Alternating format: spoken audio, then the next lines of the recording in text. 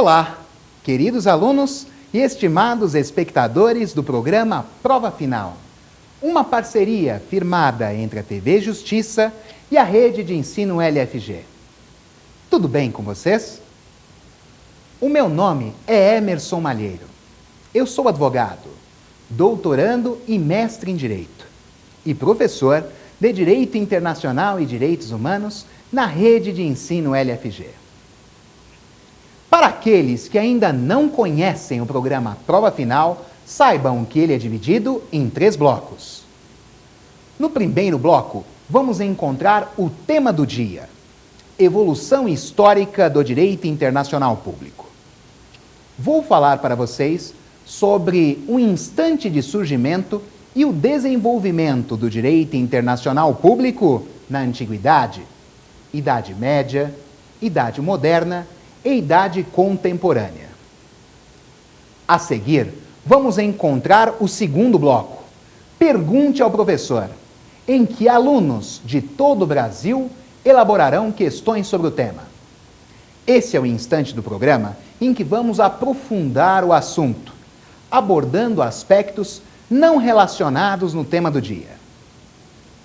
Por fim, mas não menos importante, vamos encontrar o terceiro bloco, X da questão. Perguntas extraídas do exame de ordem serão examinadas com a pertinência e profundidade necessárias para a sua cognição. Muito bem, meus amigos, o programa de hoje está imperdível. Vamos ao tema do dia.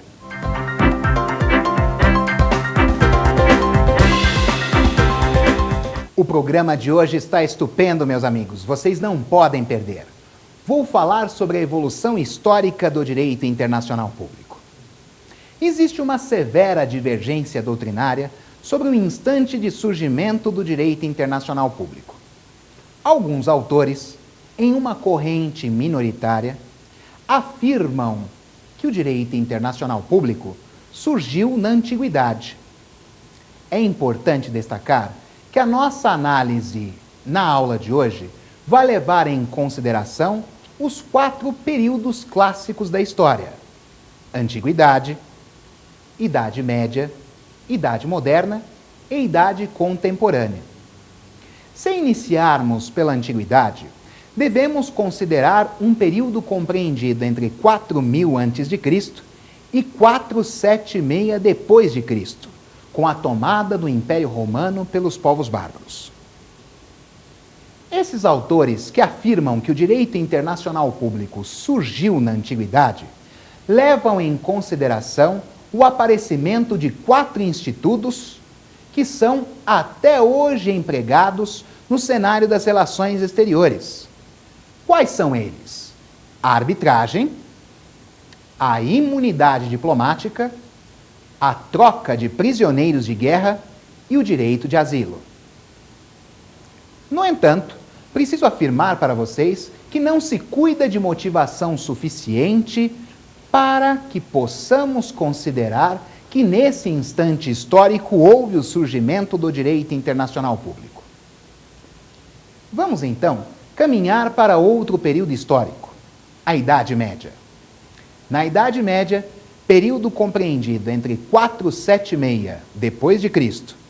e 1453, com 2 marcos históricos muito importantes: a tomada do Império Romano pelos povos bárbaros e a tomada de Constantinopla pelos turco-otomanos, tivemos mais alguns fundamentos para considerar que nesse instante histórico surgiu o direito internacional público. No entanto, a doutrina que pensa dessa forma ainda compreende uma corrente minoritária. Os autores que afirmam que o direito internacional público surgiu na Idade Média levam em consideração o período do feudalismo. Se vocês bem se lembram, meus amigos, os feudos foram criados para subsistir unicamente pelos seus próprios esforços, pelo trabalho que era realizado no seu interior. No entanto, sabemos que ninguém vive sozinho e nem os feudos detinham a capacidade de subsistir de per si. Desse modo, os feudos se relacionavam, e essa relação entre os mais diversos feudos foi considerada por alguns autores como um instante de surgimento do direito internacional público. Mas não é só isso não, meus amigos. Na Idade Média, também surgiram 13 importantes institutos que foram disseminados nos séculos subsequentes. Cuida-se, inicialmente, da paz de Deus, da trégua de Deus e da noção de guerra justa. Pela paz de Deus, meus amigos, devemos considerar, optando pela observação do período histórico em análise, que os camponeses não deveriam ser atingidos quando houvesse um estado de beligerância. Os campônios, meus amigos, deveriam sempre ser poupados. Apenas e tão somente os soldados e combatentes é que deveriam ser atingidos em atos de guerra. Mas além da paz de Deus, temos também o outro instituto denominado trégua de Deus. Pela trégua de Deus, meus amigos, nós vamos verificar claramente que haverá uma interrupção da beligerância nos feriados e dias santos. Por fim, vamos verificar a presença da noção de guerra justa.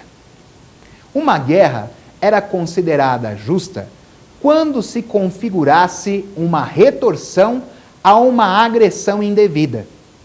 Desse modo, também devemos considerar que a guerra justa deveria sempre ser declarada pelo príncipe. Mas eu vou afirmar para vocês, meus amigos, categoricamente, que a maior parte da doutrina se encontra com o surgimento do direito internacional público na Idade Moderna. Idade Moderna, período compreendido entre 1453 e 1789, com dois marcos históricos muito importantes. O primeiro, a tomada de Constantinopla pelos turco-otomanos, e o segundo, a Revolução Francesa. Nesse período, meus amigos, posso lhes dizer que em 1648 foram elaborados os Tratados de Westfália. Observem vocês que eu empreguei a expressão no plural, Tratados de Westfália. E isso tem uma razão de ser. Havia, em verdade, dois tratados internacionais, o Tratado de Münster e o Tratado de Osnabrück. Os Tratados de Westfália colocaram fim à Guerra dos 30 Anos entre católicos e protestantes. Porém, a relevância dos Tratados de Westfália deve observar o surgimento do conceito de soberania, até então inexistente. A soberania, meus amigos, naquele instante histórico, significou uma renúncia à hierarquia baseada na religião. Desse modo, os estados capazes de estabelecer e manter a ordem interna e se fazer representar no cenário internacional não deviam considerar a religião para o estabelecimento de uma hierarquia entre eles. Ademais, por falar em Estado, com os Tratados de Westfália surgiu a concepção de Estado moderno, muito similar à que conhecemos hoje. Nesse aspecto, devemos considerar que um Estado, para se relacionar no direito internacional, deve ter elementos mínimos para a própria consideração de sua existência. Desse modo, vamos encontrar 3 elementos objetivos e um elemento subjetivo para a configuração do Estado. Os 3 elementos objetivos são território bem definido, povo e governo soberano. E o elemento subjetivo, apenas, é a recognição, ou seja, o reconhecimento de sua existência. Vamos primeiro, meus amigos, analisar adequadamente os 3 elementos objetivos que configuram a existência de um Estado: território bem definido, povo e governo soberano. Verificando a presença de um território bem definido, devemos considerar que essa configuração alcança êxito quando não existe controvérsia sobre a integralidade de um território. É certo que sempre podem existir pequenas controvérsias envolvendo uma parcela de determinado território, mas não sobre sua integralidade. O segundo elemento objetivo é o povo. Precisamos lembrar que não podemos confundir povo com população ou nação. Quando falamos em povo, temos pessoas que são ligadas ao território pelo vínculo da nacionalidade. Por outro lado, quando cuidamos da existência de uma nação, temos pessoas que são ligadas entre si por suas tradições e costumes. E, por fim, quando falamos em população, encontramos pessoas que estão localizadas em um determinado território. Desse modo, os estrangeiros com ânimo definitivo fazem parte da população de um Estado. Temos também o elemento subjetivo, que é a recognição, ou seja, o reconhecimento de sua existência pelos demais sujeitos na seara internacional. Destaco para vocês que esse reconhecimento não precisa ser de todos os demais estados do globo terrestre, mas aqueles que reconhecerem um estado como tal poderão com ele se relacionar. Como vocês podem ver, os tratados de Westfália alcançaram enorme importância no cenário das relações exteriores. E aqui temos um marco de surgimento do direito internacional público, de forma que a maior parte da doutrina está seguindo esse caminho. Preciso dizer para vocês, meus amigos, que além dessa configuração importante no cenário internacional, o direito internacional público surgiu em face do Estado. Afinal, um Estado possui personalidade jurídica de direito internacional público primária. Aqui também, na Idade Moderna, surgiu a noção de organização internacional intergovernamental, que só foi efetivamente implementada no século XX. Mas precisamos lembrar que a Revolução Francesa foi o marco histórico do início da Idade Contemporânea, que chega aos dias atuais. Com a Revolução Francesa, foi elaborada a Declaração de Direitos do Homem e do Cidadão, daquele mesmo ano, 1789, que trouxe a configuração de uma série de direitos que tutelam os interesses fundamentais do ser humano. Nesse aspecto, podemos enxergar, por exemplo, a existência de um Estado laico, ou seja, sem uma religião oficial. Devemos também considerar em nossos estudos o surgimento da livre manifestação do pensamento, que é um direito muito mais amplo que a simples liberdade de expressão. Nesse aspecto, meus amigos, devemos também considerar a implementação, pela Declaração de Direitos do Homem e do Cidadão, do princípio da reserva legal, que estabelece que toda conduta do ser humano deverá ser pautada pela lei. Nesse mesmo aspecto, consideremos o princípio da anterioridade. Sob esse aspecto, a norma jurídica sempre deve ser prévia ao fato que vai reger. Mas na Idade Contemporânea, tivemos diversos eventos que contribuíram para o efetivo desenvolvimento do direito internacional público. Apesar de considerarmos uma catástrofe no cenário das relações exteriores, a Primeira Grande Guerra Mundial, iniciada em 1914 e finda em 1918, apesar de ter trazido mais de 5 milhões de mortes, trouxe uma contribuição para o desenvolvimento do direito internacional. Nesse aspecto, com o seu término, um período depois, em 1919, foi assinado o Tratado de Versalhes.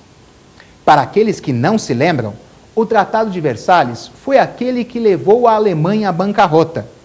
Afinal, ela foi obrigada a ressarcir todos os estados que venceram a Primeira Grande Guerra Mundial.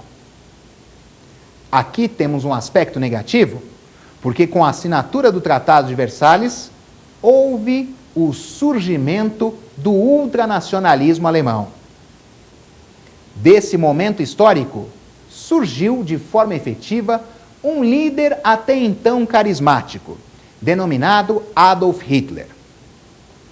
Algum tempo depois, em 1923, ele intentou um golpe de Estado contra a Alemanha, não alcançando êxito, sendo julgado, preso e efetivamente condenado a uma pena de 5 anos, da qual cumpriu apenas 9 meses, escrevendo nesse período a obra que catapultou-o a uma efetiva popularidade, Mein Kampf, Minha Luta.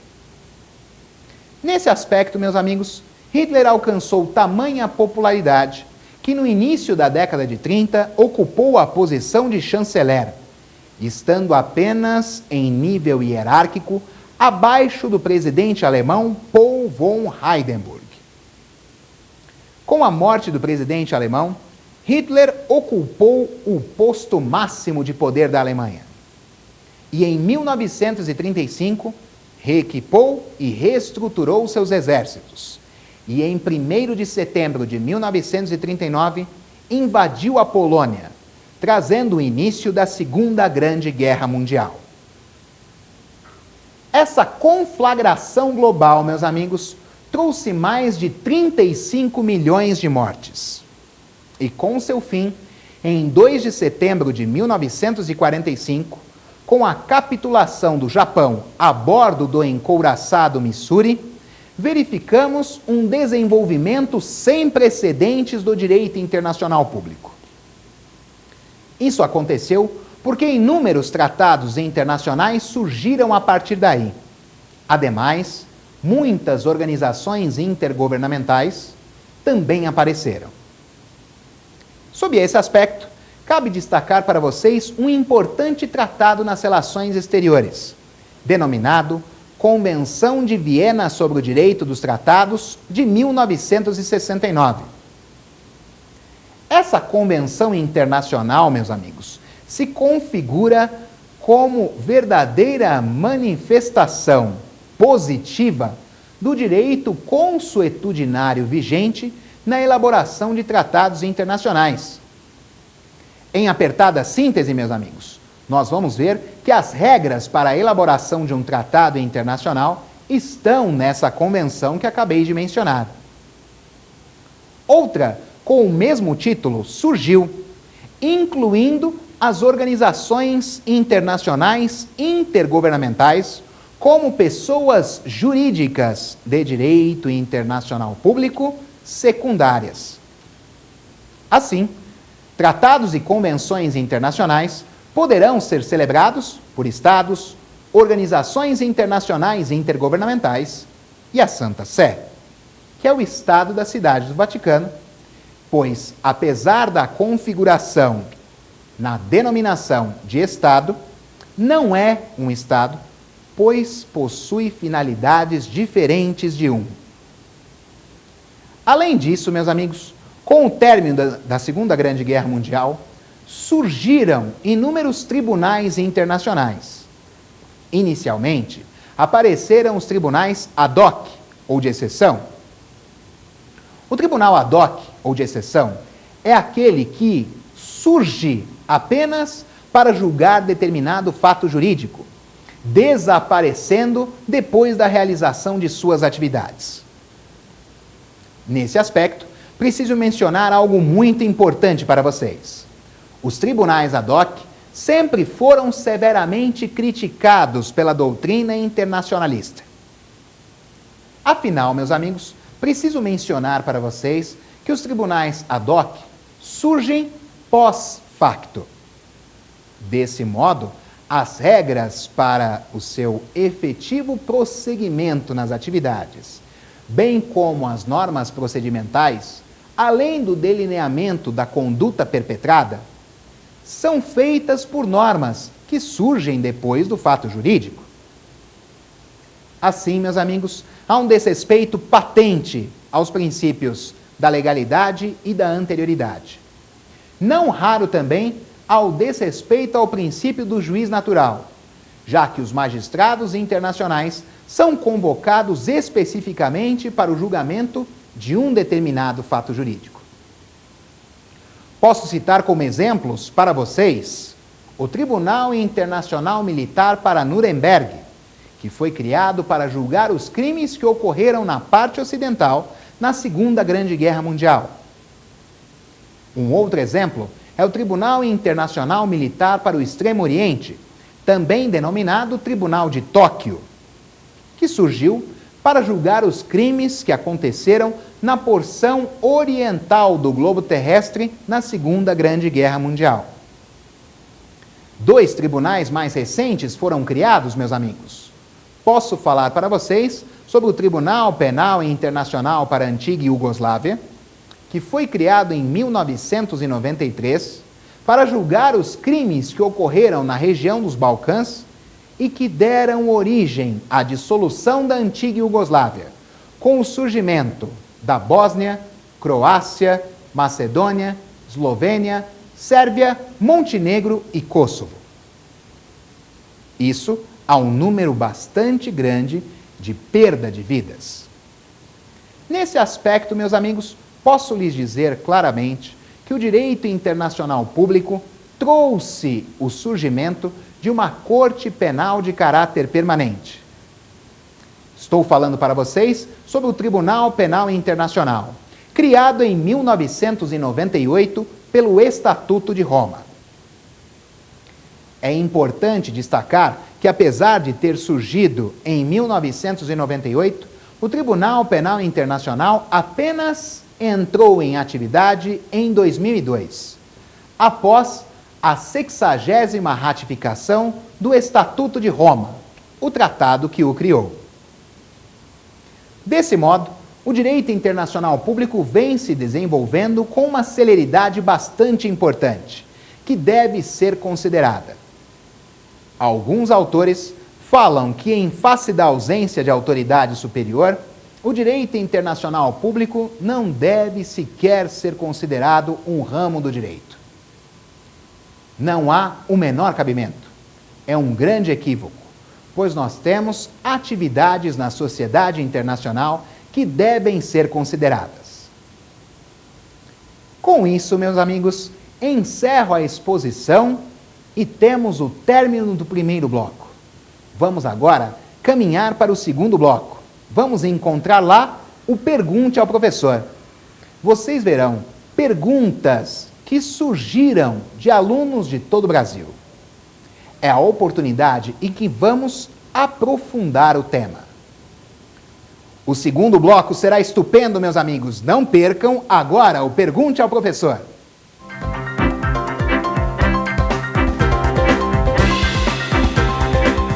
Agora, meus amigos, no segundo bloco, vamos acompanhar o Pergunte ao Professor, em que alunos de todo o Brasil elaborarão questões sobre o tema.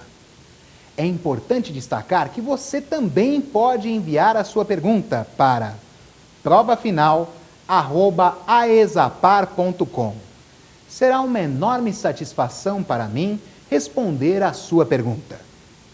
Vamos agora, nesse instante do programa, à primeira questão. Qual foi a contribuição do Tratado de Versalhes para a Segunda Grande Guerra Mundial? A contribuição do Tratado de Versalhes para a Segunda Grande Guerra Mundial foi bastante grande. Apesar de ter sido assinado com a finalidade de colocar termo à Primeira Grande Guerra Mundial, impôs condições muito severas à Alemanha, que foi obrigada a ressarcir todos os estados que venceram a Primeira Grande Guerra Mundial. Isso trouxe uma grande revolta no povo alemão, fazendo surgir o ultranacionalismo. Com ele, conforme já mencionei anteriormente, despontou um líder denominado Adolf Hitler. Verdadeiramente, Hitler atuou de maneira efetiva, dando início à Segunda Grande Guerra Mundial. E como vocês sabem, historicamente, ele possuía enorme apoio do povo alemão.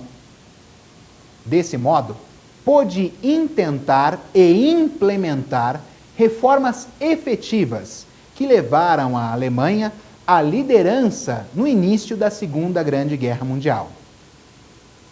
É certo que essa contribuição negativa do Tratado de Versalhes também trouxe consigo o surgimento de uma organização internacional e intergovernamental denominada Liga das Nações ou Sociedade das Nações. Vamos verificar de forma bastante efetiva que o Tratado de Versalhes não trouxe grandes benefícios, apesar de sua contribuição ter efetivamente ajudado no desenvolvimento do direito internacional público. Vamos agora, meus amigos, à nossa segunda questão. A criação de tribunais de exceção foi decisiva para o surgimento do Tribunal Penal Internacional? A criação de tribunais ad hoc, ou de exceção, foi efetivamente decisiva para o surgimento do Tribunal Penal Internacional. Inicialmente, preciso destacar para vocês que essa corte permanente nas relações exteriores surgiu em face da malfadada atuação do Tribunal Internacional Militar para Nuremberg. Esse foi um tribunal bastante criticado nas relações exteriores. Dizia-se, categoricamente, cuidar-se de um tribunal de natureza política e não de um tribunal efetivamente jurídico.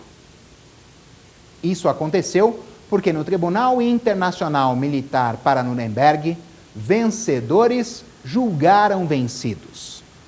Sabemos que não apenas os vencidos cometeram crimes contra a humanidade, mas os vencedores também fizeram isso.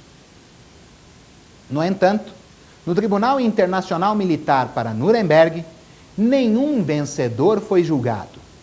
Apenas os vencidos passaram pelo tribunal. Dessa forma, em virtude de inúmeras críticas, o então presidente dos Estados Unidos da América, Harry Salomon Truman, afirmou publicamente sobre a necessidade da criação de um Tribunal Penal Internacional de caráter permanente. Eu informo vocês que, apesar de termos uma iniciativa americana para a criação do Tribunal Penal Internacional, quando houve a Conferência de Plenipotenciários entre 15 de junho e 17 de julho de 1998, os Estados Unidos votaram de forma contrária à criação do Tribunal Penal Internacional. Foram acompanhados, por exemplo, por Israel e Sri Lanka. Nesse aspecto, menciono para vocês que atualmente os Estados Unidos da América não fazem parte do Tribunal Penal Internacional. No último dia de seu mandato, Bill Clinton assinou o Estatuto de Roma, comprometendo-se com o ingresso dos Estados Unidos nessa Corte Penal de caráter permanente. No entanto, tempos depois, George W. Bush afirmou que os Estados Unidos definitivamente não fariam parte do Tribunal Penal Internacional. Desse modo, precisamos verificar que o surgimento dessa corte permanente nas relações exteriores teve seu fulcro no aparecimento dos tribunais ad hoc ou de exceção. Com uma enorme diferença, temos hoje uma corte efetivamente constituída, com 9 juízes, ou melhor, com 18 juízes eleitos para um período de 9 anos. Assim, posso lhes dizer que se não houvesse anteriormente um tribunal ad hoc, ou de exceção, e até posso afirmar que se severas críticas não tivessem sido realizadas, talvez, odiernamente, não tivéssemos o Tribunal Penal Internacional.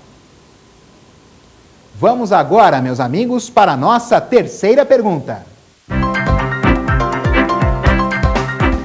Quando surgiu a noção de organização internacional intergovernamental?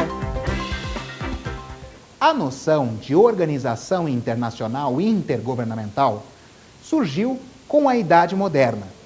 No entanto, a sua implementação só foi ocorrer no século XX. Uma organização internacional intergovernamental é uma associação estável e voluntária de pessoas jurídicas de direito internacional público, que se reúnem criando efetivamente uma associação com finalidade legalmente aceita, propósitos internacionalmente admitidos e personalidade distinta dos membros que a integram. Uma organização internacional intergovernamental possui a faculdade de criar as suas próprias regras e detém poderes que são configurados pelos seus próprios integrantes. Apesar da noção de organização internacional intergovernamental ter surgido na Idade Moderna, a sua implementação naquele instante histórico se mostrou bastante difícil e gravosa. Isso porque com a Idade Moderna surgiu a concepção de Estado. Desse modo, ali estava presente a personalidade jurídica de direito internacional público primária. Seria bastante difícil, meus amigos, falar em uma personalidade jurídica de direito internacional público secundária naquele instante histórico. Afinal, hoje consideramos que ela pertence às organizações internacionais intergovernamentais. No entanto, esse reconhecimento também demorou a acontecer, pois só foi surgir em 1986, com a Convenção de Viena sobre o Direito dos Tratados, que cuida das relações entre Estados e também entre as organizações internacionais intergovernamentais.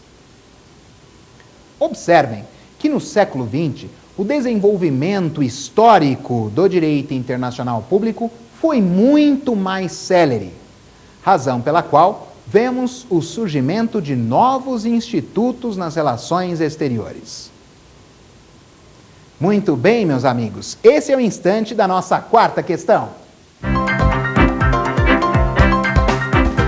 Em que contexto histórico surgiu a Organização das Nações Unidas?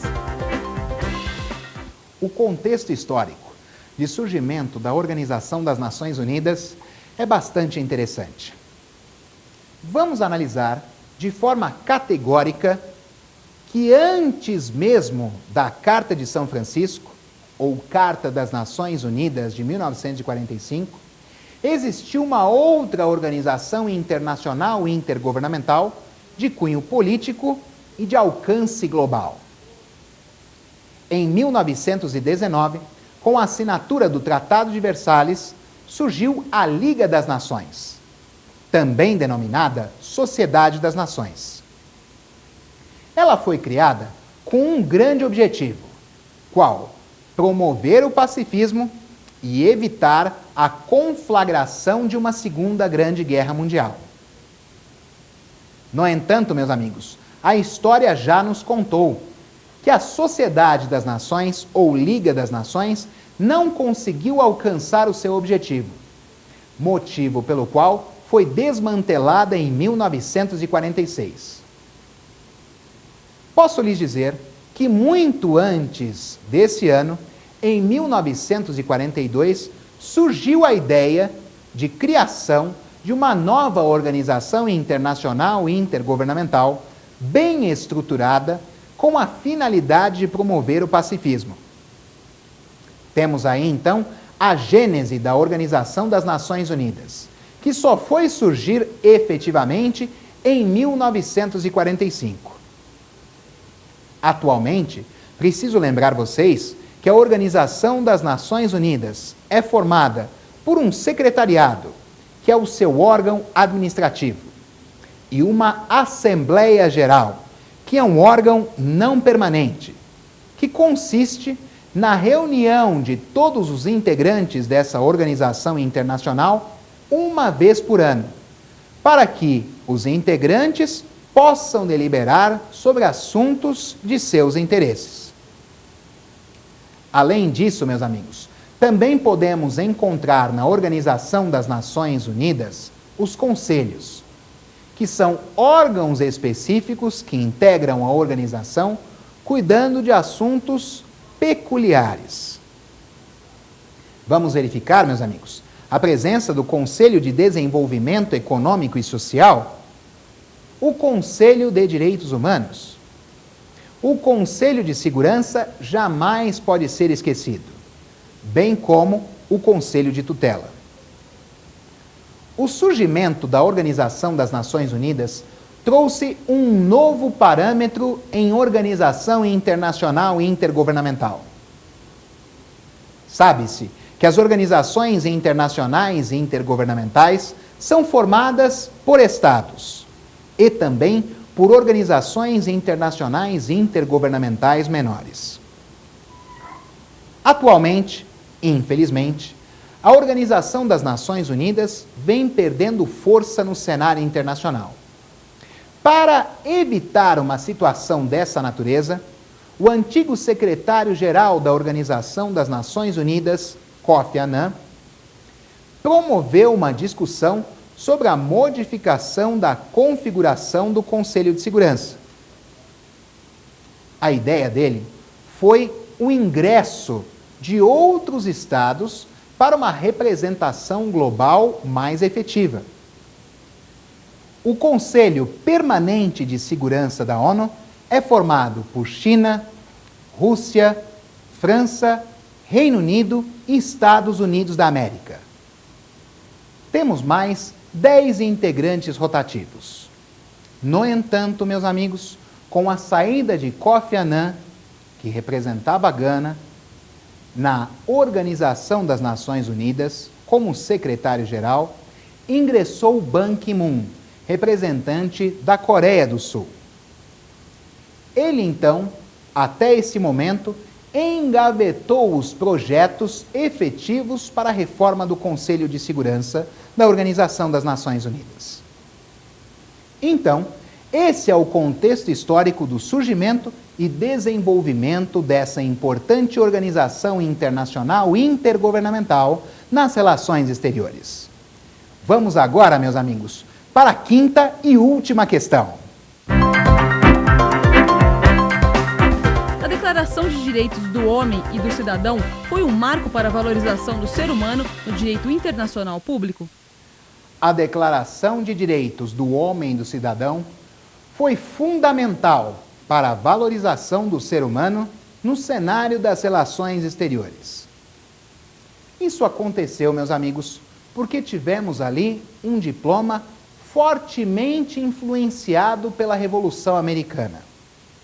Algum tempo antes, em 12 de junho de 1776, foi elaborada a Declaração de Direitos do Povo da Virgínia, no território onde hoje se encontram os Estados Unidos da América.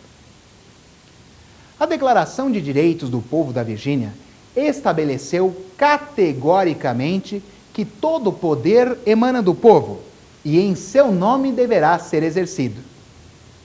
Além disso, a Declaração de Direitos do Povo da Virgínia, elaborada no território onde hoje se encontram os Estados Unidos da América, também delineou que todo ser humano é titular de interesses fundamentais. Nesse aspecto, a Declaração de Direitos do Homem e do Cidadão absorveu tais configurações, incluindo-as em suas regras. Ademais, como já mencionei, houve de maneira expressiva a defesa do direito de um Estado ser laico, não possuir uma religião oficial. O direito ao desenvolvimento, por outro lado, é bem mais recente. No entanto, posso lhes dizer categoricamente que o seu surgimento, a efetiva gênese, teve a origem nesse diploma. De qualquer maneira, meus amigos, também verificamos ali a garantia ao direito de propriedade. Afinal, sabemos que aquele que detém um poder deve se submeter às normas legais. Não podemos falar, em hipótese alguma, em um governante que utiliza apenas o seu arbítrio para liderar outras pessoas. A norma jurídica, de forma efetiva, deve ser considerada. Nesse aspecto, encontra-se a reserva legal.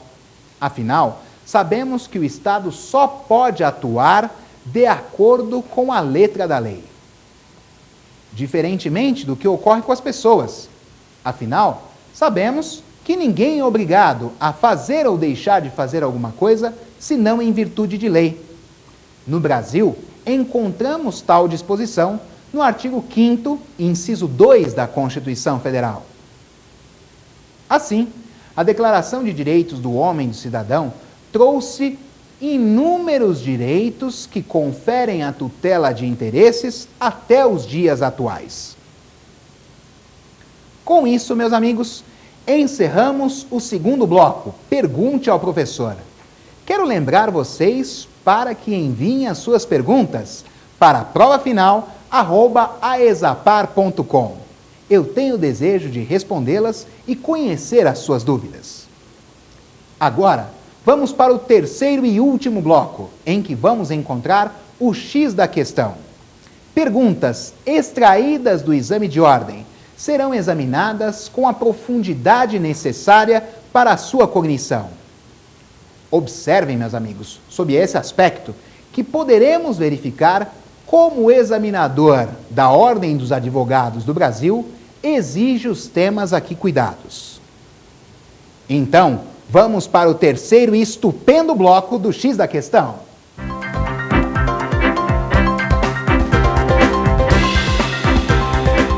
Agora, meus amigos, vamos ao terceiro e último bloco, o X da questão. Vamos analisar questões extraídas do exame de ordem. Poderemos verificar como o examinador da Ordem dos Advogados do Brasil exige o tema aqui cuidado. Vamos analisar a primeira questão. OAB, Exame de Ordem Unificado, Fundação Getúlio Vargas, 2010.3. A Conferência de Bretton Woods, 1944, realizada no ocaso da Segunda Guerra Mundial, é considerada um marco na história do direito internacional no século XX porque alternativa A. Inaugurou uma nova etapa na cooperação política internacional ao extinguir a Liga das Nações e transferir a Corte Internacional de Justiça para a estrutura da então recém-criada Organização das Nações Unidas, ONU. Alternativa B. Criou o Sistema Internacional de Proteção aos Direitos Humanos. A partir da adoção da Declaração Universal dos Direitos Humanos, do Pacto Internacional de Direitos Civis e Políticos e do Pacto Internacional de Direitos Econômicos, Sociais e Culturais. Alternativa C. Criou o Tribunal de Nuremberg, corte ad hoc, responsável pelo julgamento dos principais comandantes nazistas e seus colaboradores diretos, pelos crimes de guerra cometidos durante a Segunda Guerra Mundial. Por fim, alternativa D. Estabeleceu as bases do sistema econômico e financeiro internacional, por meio da criação do Banco Mundial, BIRD, do Fundo Monetário Internacional, FMI, e do Acordo Geral de Tarifas Aduaneiras e Comércio, GATT. Vamos agora, meus amigos, analisar alternativa por alternativa. Inicialmente, a alternativa A. Inaugurou uma nova etapa na cooperação política internacional ao extinguir a Liga das Nações e transferir a Corte Internacional de Justiça para a estrutura da então recém-criada Organização das Nações Unidas.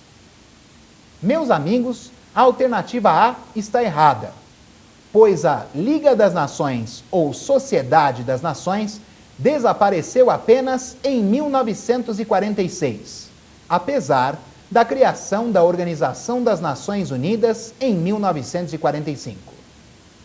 Vamos verificar agora a alternativa B. Criou o Sistema Internacional de Proteção aos Direitos Humanos a partir da adoção da Declaração Universal dos Direitos Humanos, do Pacto Internacional de Direitos Civis e Políticos e do Pacto Internacional de Direitos Econômicos, Sociais e Culturais. A alternativa B está errada porque a Conferência de Bretton Woods aconteceu em 1944 e a Declaração Universal dos Direitos Humanos surgiu apenas em 1948.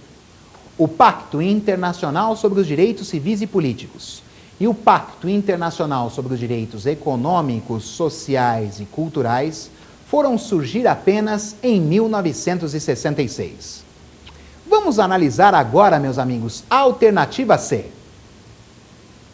Criou o Tribunal de Nuremberg, corte ad hoc, responsável pelo julgamento dos principais comandantes nazistas e seus colaboradores diretos pelos crimes de guerra cometidos durante a Segunda Guerra Mundial. Observem, meus amigos, que em 1944, a Segunda Guerra Mundial ainda não tinha terminado. Desse modo, a Conferência de Bretton Woods não produziu tais efeitos. Analisemos agora a alternativa D. Estabeleceu as bases do sistema econômico e financeiro internacional, por meio da criação do Banco Mundial, BIRD, do Fundo Monetário Internacional, FMI, e do Acordo Geral de Tarifas Aduaneiras e Comércio, GATT. Posso lhes dizer, meus amigos, categoricamente, que a alternativa D, de Deolinda, se mostra como certa resposta. Afinal, posso lhes dizer que a Conferência de Bretton Woods trouxe as bases do sistema financeiro atual. Vamos agora à nossa segunda pergunta. OAB, Minas Gerais, dezembro de 2008. A Comissão de Direito Internacional das Nações Unidas estabeleceu, no ano de 1994, as primeiras ideias e princípios daquele que viria a constituir o chamado Estatuto de Roma, que instituiria, mais tarde, o Tribunal ou Corte Penal Internacional, ou simplesmente TPI. Já no ano seguinte, após 2 reuniões da Assembleia Geral das Nações Unidas, resolveu-se pela criação de um comitê preparatório, também chamado de PrepCom, que tinha como objetivo propor um projeto de estatuto, tendo mesmo sido apresentado em 1998 e aberto à assinatura em 17 de julho de 1998, ocasião em que contou com a assinatura de 120 estados. Porém, para que o estatuto entrasse em vigor e o TPI fosse efetivamente criado, era necessário que 60 estados o ratificassem, o que veio a acontecer em 11 de abril de 2002. Em 1º de julho de 2002, o Estatuto de Roma entrou em vigor. Por assim dizer, é correto afirmar, quanto ao Estatuto de Roma, que a competência do Tribunal Penal Internacional restringe-se aos crimes mais graves que afetam a comunidade internacional. Assim, é correto que o TPI tem competência para julgar os crimes, exceto a alternativa A, de genocídio. Alternativa B, contra a humanidade. Alternativa C, de terrorismo. Alternativa D, de guerra. Agora, meus amigos, vamos analisar detidamente alternativa por alternativa. Quero aproveitar a oportunidade para dizer para vocês que o examinador quer a resposta errada, quer um crime que não esteja presente no Estatuto de Roma. Vamos ver? Alternativa A, crime de genocídio. O delito está presente no artigo 5º do Estatuto de Roma. Vejamos a alternativa B. Contra a humanidade. Também consta do mesmo dispositivo. Vamos verificar a alternativa C. De terrorismo. O crime de terrorismo não integra o Estatuto de Roma. Portanto, a alternativa C deve ser assinalada. Vamos verificar, meus amigos, a alternativa D. De guerra. O crime de guerra também está consignado no Estatuto de Roma. Dessa forma, a alternativa C deve ser assinalada como certa resposta. Meus amigos, espero que o programa de hoje tenha sido bastante útil para a sua cognição sobre a evolução histórica do direito internacional público. Aproveito a oportunidade para divulgar para vocês os meus contatos. Assim, se desejarem, poderão me seguir no Twitter, @EmersonMalheiro, ou me adicionar no Facebook, Emerson Malheiro, perfil 3. Será uma enorme satisfação ter a sua amizade também no plano virtual. Aproveito a oportunidade para lhes enviar um forte abraço, Fúria Metal. Desejo a cada um de vocês muito sucesso. Contem sempre comigo.